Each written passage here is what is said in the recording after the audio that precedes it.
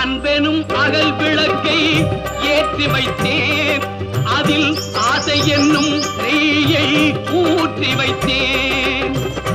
அன்பெனும் அகல் விளக்கை ஏற்றி வைத்தேன், அதில் ஆசை என்னும் நெய்யை ஊற்றி வைத்தேன்.